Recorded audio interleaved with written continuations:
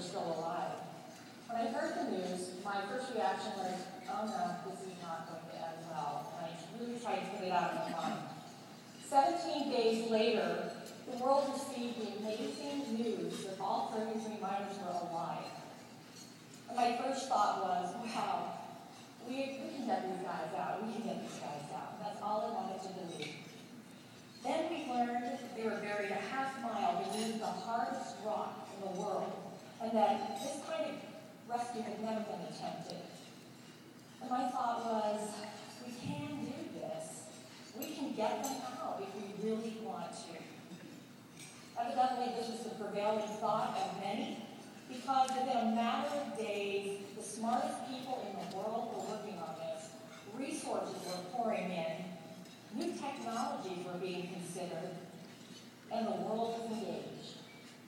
Last Tuesday evening, the miracle the world was looking for happened when we watched the first miner climb into the capsule for his journey to the surface. Those were a long 15 minutes for me. I remember the anticipation and the anxiety, just worrying that, you know what, something could still go wrong. We all knew it. But I was mesmerized watching the wheel turn as it pulled the cable and the capsule upward. Somehow that was comforting for me. The moment the capsule emerged, I lost it. And I'm assuming that most of this world that was watching lost it as well. Even my strong husband was tearing up. For the next several hours, I watched that wheel turn. And every time a miner emerged and embraced his family, I cried. Again and again and again. How did 33 people bring this world together? I believe a big part of this is that we were galvanized by a powerful vision, more importantly, a very personal vision. The rescue of 33 human beings that we really cared about. But there's something more. I think it's an intentional connection that we choose to make to the pain or joy of other people. When it becomes personal, we are able to access new depths of human potential, something rare and spectacular that we all shared together last week. So why do I tell this story? On August 5th, more than 33 parents and children trapped in homelessness desperately reached out to Hope Way for help. Because I know a lot about the extent of homelessness and the lack of resources, my first thought was very similar to that of the mine cave-in. Oh no. Unfortunately, every day, at least 33 people, homeless parents and children, contact Hope Way for help. And those who are able to help become the wonderful success stories that we share with you. But it's the stories of those we can't help that remain untold. And while this is not the most wonderful part of our job because it's horrible, it is the reality. I recently spoke with our housing and our asset building director, Megan Altimore, and she recounted a very interesting story, an experience she had with a very desperate person who was advocating on behalf of their dear friends, really trying to help them find some shelter. And after a 45-minute discussion, this very frustrated person just blurted out, "You've got to help them. You've got to take them home with you." And Megan looked at her and said, "I'm really sorry, but if I took home every family we can't serve, I would be living with 900 families this year."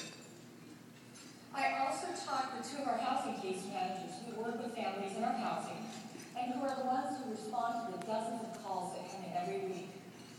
They have the very difficult job of turning away families every single day. And I asked them, how do you do it?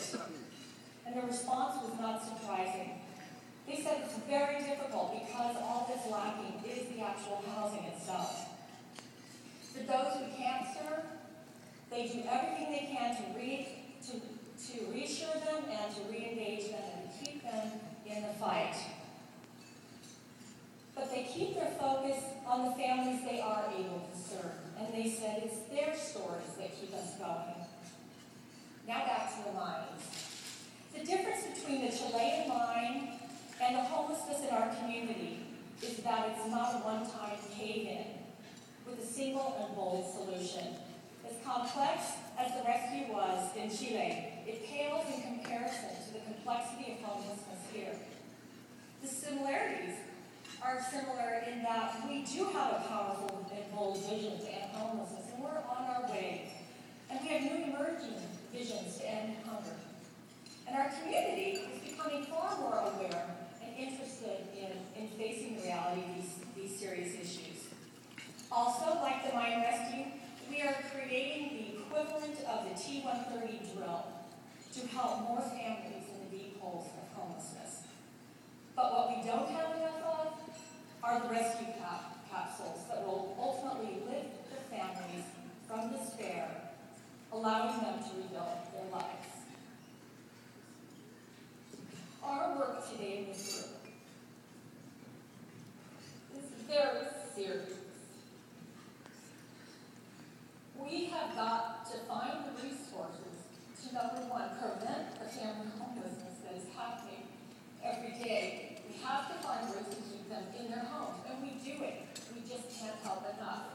The second thing we need to do is to continue to work on those strategies and those ways that we can help those who are homeless find new homes.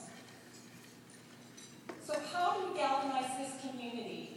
What will be our turning wheel that we can watch for reassurance that our families are still safe? And finally, who will be our 33 miners who will bind us to each other and to our mutual success? Please meet some of the people who can help create this bond and hear their stories of how your support was a part of their rescue.